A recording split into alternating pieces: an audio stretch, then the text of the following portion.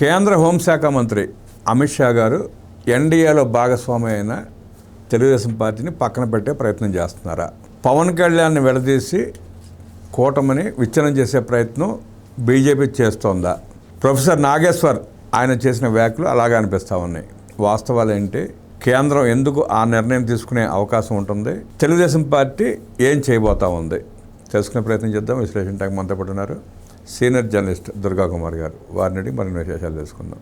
Sir నమస్తే. నమస్తే బ్రహ్మ గారు, మన వీక్షకులకు కూడా. ప్రొఫెసర్ నాగేశ్వర్ గారి వ్యాఖ్యలు వినే ఉంటారు, చూసే ఉంటారు మీరు.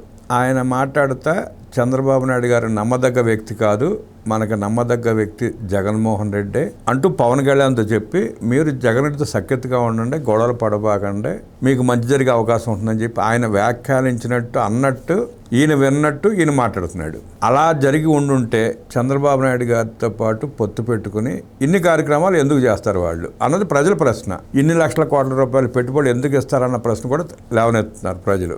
ప్రొఫెసర్ నాగేశ్వర్ గారి వ్యాఖ్యలు ఎట్లా చూస్తారు? ఇప్పుడు దాకా ఖండించని పవన్ కళ్యాణ్ గారి పార్టీని గురించి ఎట్లా విశ్లేషిస్తారు? నాగేశ్వర్ గారు నాకు దాదాపు 39 ఏళ్ల నుంచి తెలుసండి. మేము అప్పుడు ఉదయంలో నేను సీనియర్ రిపోర్టర్గా ఉన్నాను, డిప్యూటీ చీఫ్ రిపోర్టర్గా ఉన్నా. ఆయన వచ్చినప్పుడు అక్కడ ఉస్మానియా యూనివర్సిటీలో మరి టీచింగ్ ఫ్యాకల్టీలో ఉండేవాడు. ఏదో కానీ మొత్తం మీద ప్రజా సంబంధమైన కొన్ని అంశాలకు సంబంధించి ప్రెస్ నోట్లు పట్టుకుని మాకు సాయంత్రం పూట వస్తూ ఉండేవాడు. అప్పటి నుంచి తెలుసు. అప్పుడు ఒక క్యారెక్టర్ ఉన్న వ్యక్తిగా నాగేశ్వర్ నాకు తెలుసు.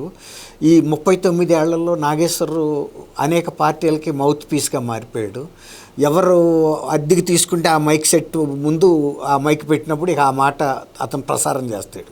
కాబట్టి అప్పటి నాగేశ్వర్కి ఇప్పటి నాగేశ్వర్కి ఏమీ సంబంధం లేదు. పూర్తిగా విశ్వసనీయత కోల్పోయాడు. కాబట్టి ఆయన మాట్లాడే వాటి మీద ఎవరు స్పందించడం మానేశారు. పవన్ కళ్యాణ్ గారు అయినా అంతే. ఎందుకంటే పవన్ కళ్యాణ్ గారు స్పందించాల్సిన అవసరం అసలు ఎవరు స్పందించరండి, వాళ్ళ పార్టీ కూడా స్పందించదండి. ఇప్పుడు ఆయన చెప్తున్న మాట ఎట్లా ఉందంటే, ఎవడ ముఖం వాడు చెక్కుకుంటాడా చెప్పండి మీరు ఫస్ట్ ఒక మాట. ఇప్పుడు అమిత్ షా గారు అక్కడ కూటమి అంటే ఇక్కడ మనం గమనించాల్సింది ఒకటి సార్, ఏ జగన్మోహన్ రెడ్డో రోజారెడ్డి లాంటి వ్యాఖ్యానిస్తే ప్రజలు పట్టించుకోరు, ఎవరు పట్టించుకోవాల్సిన అవసరం కూడా లేదు. ప్రొఫెసర్ నాగేశ్వర అనే వ్యక్తి ఎంతో కొంత నిబద్ధత కలిగిన ఇన్ఫ్లుయెన్స్ కలిగిన వ్యక్తి కదా. ఆయన మాట్లాడినప్పుడు మీరు మాట్లాడేది తప్పు, కరెక్ట్ కాదని చెప్పి ఎవరో ఒకళ్ళు ఖండించాల్సిన బాధ్యత ఉందా లేదా? మీరు అనుకుంటున్నారు. ఇప్పుడు మీరు ఇద్దరు పేర్లు చెప్పారు కదా, ఆ ఇద్దరు పేర్ల కన్నా ఈయనకుండా విశ్వసనీయత కూడా ఏం లేదు. నేను ఫస్టే చెప్పాను మీతో, 39 ఏళ్ల క్రితం నాగేశ్వర్ వేరు, ఇవాళ నాగేశ్వర్ వేరు. ఇక నాగేశ్వర్ వాళ్ళందరికన్నా కూడా ఇంకా స్థాయి దిగజారిపోయిన వ్యక్తే. కాబట్టి నాగేశ్వర్ మాట్లాడినట్టు గురించి చర్చించడం అనేది అనవసరం.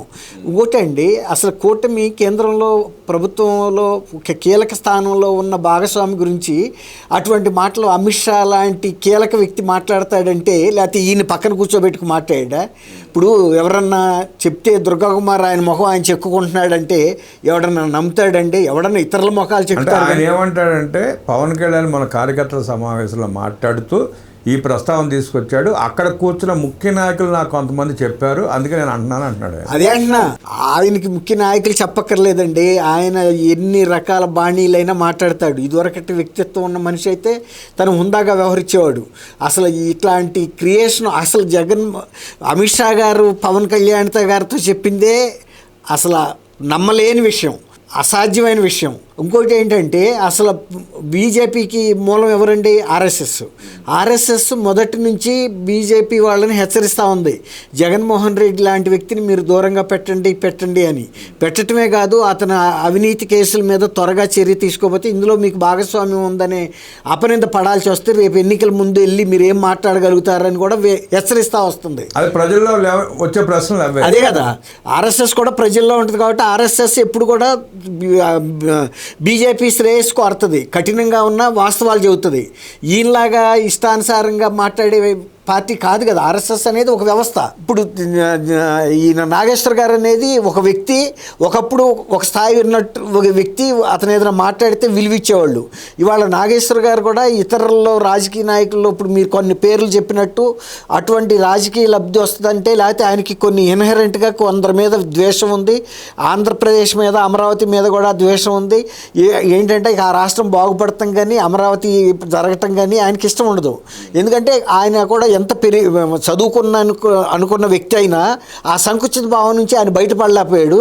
ఇప్పుడు వృద్ధాప్యం వచ్చిన తర్వాత ఇంకా కొంత సంకుచితత్వం పెరిగింది. అంటే లబ్ధి కోసం ఎలాంటి అదే కల్పిత కాదండి ఇది. ఎవడన్నా నమ్ముతాడండి? ఒక మామూలు వ్యక్తితో సాధారణ వ్యక్తికి చెప్పండి మాట. ఫస్ట్ అసలు ఇది ఎక్కడ మొదలైంది? అమిత్ షా గారి దగ్గర నుంచి కదా మొదలైంది.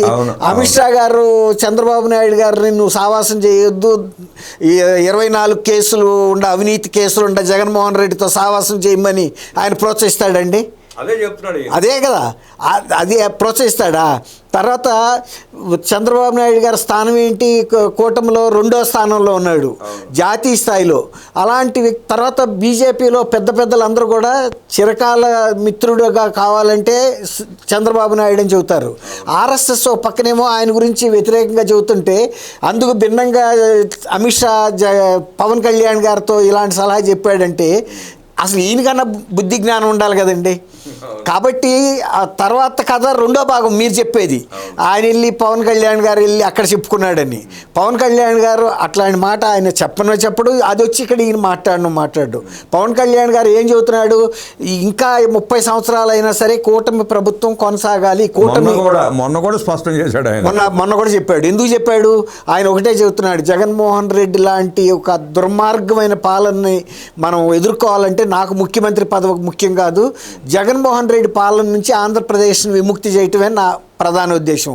దానికోసం కృషి చేస్తా కానీ నాకు ముఖ్యమంత్రి పదవి వచ్చిందా, ఉప ముఖ్యమంత్రి పదవి వచ్చిందా, మంత్రి పదవి వచ్చిందా, ఇవన్నీ ముఖ్యం కాదు.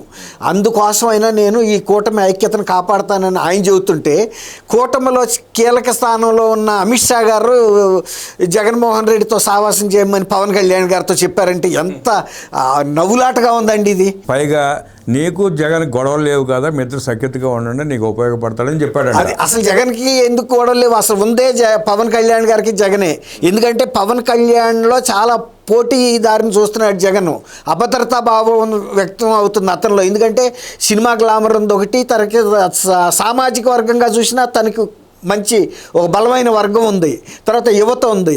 అందుకని అతను ఒక పోటీదారిగా ఉండబట్టే ఆయన్ని వ్యక్తిగతంగా టార్గెట్ చేసి ఏది కూటమి ఏర్పడక ముందు అసలు పవన్ కళ్యాణ్ని ఆంధ్రప్రదేశ్లో ఎక్కడ తలెత్తనకుండా చేయటానికి అన్ని విధాలా ప్రయత్నించాడు. వాళ్ళ కుటుంబ సభ్యుల మీద కూడా నీచమైన వ్యాఖ్యలు చేయమని అన్ని బూరగడ్డ అనిల్ లాంటి వ్యక్తిని ప్రోత్సహించాడు, డబ్బులు ఇచ్చి. తర్వాత పోలీసులను ఆదేశించాడు అతన్ని మీరేమి చేయొద్దని. అతని టైంలో అరెస్ట్ చేశారా? కనీసం ఆయన ఖండించాడా? జగన్ కనుక నిజంగా పవన్ కళ్యాణ్ శ్రేయభిలాష్ అయితే అటువంటి మాటలు వాళ్ళ అమ్మాయిలు అన్నట్టు కాదు, నా కూతురులు అన్నట్టుగా భావిస్తున్నాను కాబట్టి ఆయన్ని చర్య తీసుకోమని అన్నాడా? అసలు ఈయన వ్యక్తిగత అంశాలు, ఈయన వివాహాల గురించి, పెళ్ళాల గురించి కార్లు మార్చినట్టు మారుస్తున్నాడని ఎంత వ్యతిరేకైనా కూడా విరోధైనా కూడా మాట్లాడు. రాజకీయ ప్రత్యర్థే కానీ వ్యక్తిగత విరోధిగా జగన్మోహన్ రెడ్డి ట్రీట్ చేసినప్పుడు అమిత్ షా గారు లాంటి వ్యక్తి నీకు ఆయనకి తగాదా లేదు కదా అని చెప్తున్నాడంటే ఇతని కట్టుకథలు ఎట్లా ఉన్నాయో ఆలోచించండి. వయసుతో పాటు ఈయనకి బుద్ధి జ్ఞానం అన్నీ కోల్పోయి ఇట్లాంటి కట్టుకథలు ప్రసారం చేయటానికి అది దేంట్లో వచ్చిందంటే అది ఏదో ఈ మధ్య ఒక వీడియో ఛానల్కి అదే ఆయనకి ఉంది ఒక వీడియో, ఆయనకి ఒక యూట్యూబ్ ఛానల్ బయట ఛానల్ మాట్లాడతాయండి. ఆయనకి అనుకూలంగా ఉండి ప్రమోట్ చేస్తున్నాడు ఇలాంటి కట్టుకథల్ని. ఇదివరకటి నాగేశ్వర్ అనుకుంటే చాలా పొరపాటు అండి. ఆర్థిక లబ్ధి కోసం ఏదైనా మాట్లాడే స్థాయి. ఆర్థిక లబ్ధే కాదు, అసలు కొన్ని ఆయనకున్న సంకుచిత భావాలని కాపాడుకోవటానికి, ఇతరులని దుర్మార్గపు ఆలోచనల్లో రాజకీయ పునాదులు కదిలించడానికి కూడా, సమాధి చేయడానికి కూడా నాగేశ్వర్ వాళ్ళు వెనకపడ్డండి. కాబట్టి నాగేశ్వర్ తను కొన్ని ఛానల్స్ ఉన్నాయి ఇతను ప్రమోట్ చేసి ఇట్లాంటి ప్లాన్ చేసుకోవటానికి కూడా. ఎందుకంటే గతంలో ఆయనకి ఇలాంటి రాజకీయ స్వప్రయోజనాలు లేవు. ఇవాళ ఆయనకి ప్రాంతీయ ప్రయోజనాలు ఉన్నాయి, రాజకీయ స్వప్రయోజనాలు ఉన్నాయి, కొంతమంది మీద వ్యక్తిగత ద్వేషాలు ఉన్నాయి, కొంతమంది వ్యక్తిగత ప్రేమలు ఉన్నాయి. ఇప్పుడు జగన్మోహన్ రెడ్డిని దేశం అంతా చీకొడితే ఆ జగన్మోహన్ రెడ్డిని కాపాడటం కోసం ఇలాంటి ప్లాంటెడ్ వీటిని ఏమంటారంటే వాటిని కల్పిత వార్తలు అంటారు వీటిని. ఆ కల్పిత వార్తల్ని ఈయన నోటి ద్వారా పెడుతున్నారంటే ఆయనకు ఉండాలి కదండి. నా భుజం మీద తుపాకీ పెట్టి ఎవరినో కాలుస్తుంటే నేనెందుకు నా భుజం ఇస్తాను అన్నాను కదా. ఆయన భుజాలు ఎప్పుడో వదిలేశాడు. ఎవడ ఏ తుపాకులు పెట్టి ఎవరిని కాల్చుకున్నా కాల్చుకోండి, నాకు అనవసరం. అంటే దొంగకి కొమ్ము కాస్తే మనం కూడా దొంగలా మారిపోతాం, ప్రజలు మనల్ని కూడా దొంగలా చూస్తారన్న విషయాన్ని కూడా ఆయన గ్రహించకుండా మాట్లాడాడు. ఆల్రెడీ ఆయన్ని ఆ లిస్టులో పెట్టారండి, కాబట్టి ఇవాళ ఆయన కొత్తగా పోయేది ఏం లేదు, పోవాల్సిందంతా పోయే ఉంది. కాబట్టి ఆయన నడి రోడ్డు మీద నుంచున్నాడు. గతంలో లాగా వ్యక్తిగత విశ్వసనీయత, గౌరవం, మర్యాద, అతను మాట్లాడితే అందులో సబ్జెక్ట్ ఉంటుందని కానీ అనేది ఏం లేదు.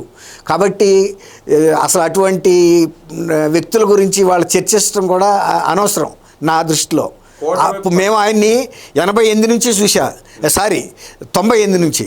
కాబట్టి ఇవాళ 2026 వచ్చేటప్పటికి ప్రారంభం ఇలాగ వచ్చింది ఈ స్థాయికి. ఆయన ఫస్ట్ టైం ఎమ్మెల్సీగా పోటీ చేసినప్పుడు నేను కూడా ప్రచారం చేశాను. చేస్తుండొచ్చు, అప్పటికి ఉంది. కానీ ఈ మధ్యకాలంలో పూర్తిగా కోల్పోయాడు. ఇక అక్కడి నుంచే ఫస్ట్ రాజకీయ రుచి చూసిన తర్వాతే ఆయనకి ఈ రాజకీయ వాసనలు అంటుకున్నాయండి. కూటమి పటిష్టత గురించి, మోడీ, షా, చంద్రబాబు అనుబంధం గురించి, అలాగే పవన్ కళ్యాణ్, చంద్రబాబు నాయుడు గారి మధ్య జరుగుతున్న అన్నదమ్ముల బంధం గురించి, కూటమిని వెచ్చనం చేయటం వీళ్ళు ఎవరి తరం కాదంటూ విశ్లేషిస్తూ ఏకలాగా ప్రొఫెసర్ నాగేశ్వర్ని తీసి పారేసిన దుర్గాకుమార్ గారికి ధన్యవాదాలు తెలియజేస్తూ నమస్కారం.